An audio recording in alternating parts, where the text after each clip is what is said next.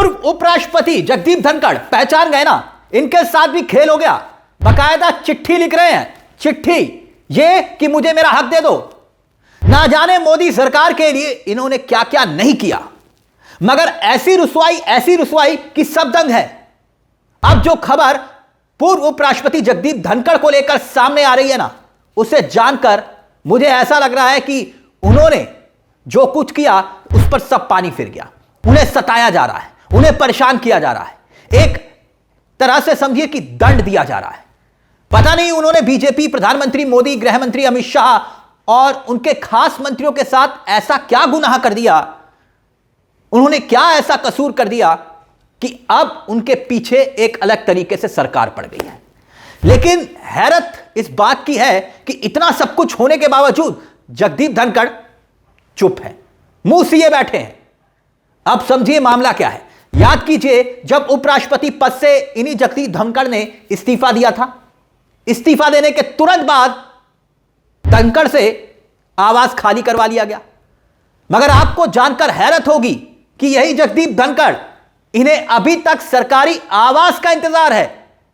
सरकार की तरफ से मुहैया कराया जाने वाला आवास इन्हें अभी तक नहीं मिला है, मंजूर नहीं हुआ है।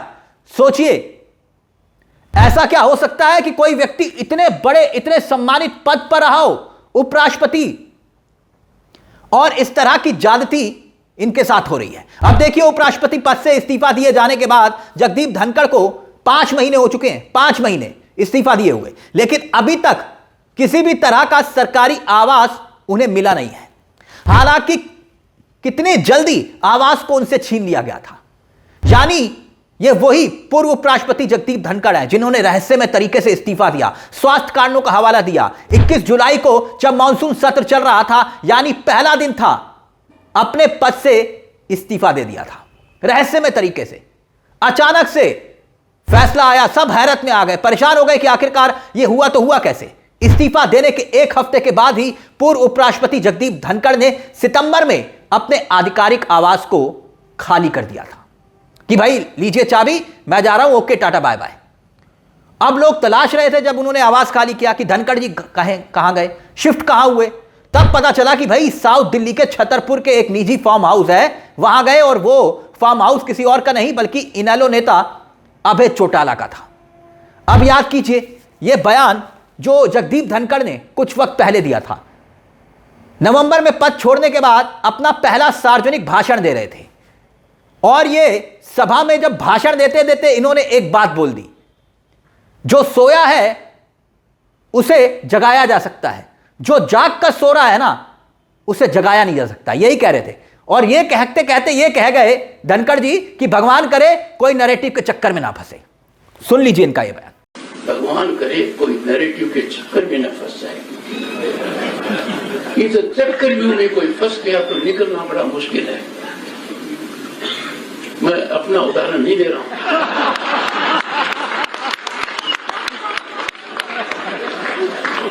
तो दोस्तों, कभी पूर्व उपराष्ट्रपति जगदीप धनखड़ ने यह बात कही थी कि भगवान करे कोई नैरेटिव के चक्कर में ना फंसे, इस चक्रव्यूह में कोई और फंसे ना फंसे, लेकिन ये खुद फंस गए।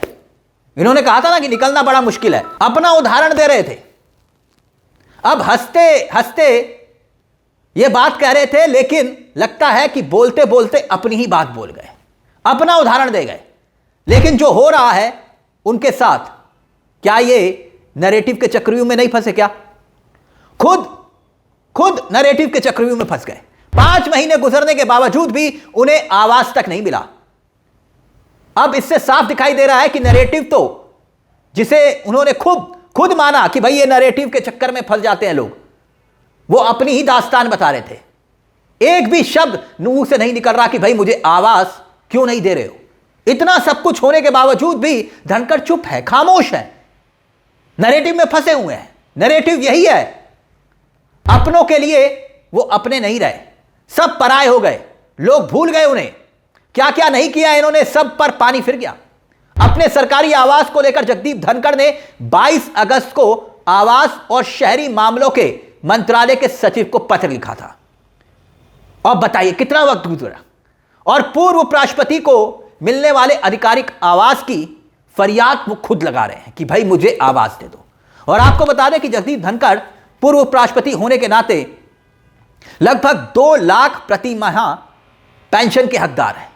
इसके साथ साथ जो है जो टाइप 4 टाइप का बंगला होता है, अतिरिक्त निजी सचिव, एक निजी सचिव, एक चिकित्सक और एक नर्सिंग अधिकारी और 4 निजी अटेंडेंट के हकदार हैं। लेकिन दुख की बात यह है कि यह सब कुछ से उन्हें बेदखल किया जा रहा है, उनको उनका हक नहीं दिया जा रहा। तो बहरहाल दोस्तों, हालांकि जब जगदीप धनखड़ ने कहा था कि नैरेटिव के चक्रव्यूह में कोई ना फंसे, तो वो अपना ही उदाहरण दे रहे थे, तभी मैंने कहा।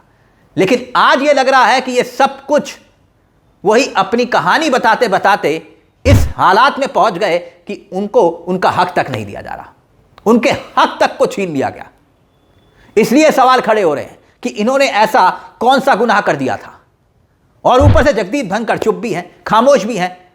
और क्या यह महज खामोशी है या फिर चुप करवा दिया गया? खैर, इन तमाम सवालों का जवाब दोस्तों अभी तक तो दूर दूर तक मिलता हुआ दिखाई नहीं दे रहा। लेकिन एक बात तो तय है कि जगदीप धनखड़ के साथ कुछ ना कुछ तो ऐसा हुआ था, कुछ ना कुछ ऐसा हुआ था जो अभी तक पर्दे के पीछे है, यानी कि इनसाइड स्टोरी। भले ही तबीयत खराब होने का हवाला दिया गया हो, लेकिन आज तक कपिल सिब्बल से लेकर ना जाने विपक्ष के कितने नेताओं ने सवाल पूछे, सरकार से पूछे कि गायब होने की वजह क्या है, कहां छुपा के रखा हुआ है धनखड़ जी को।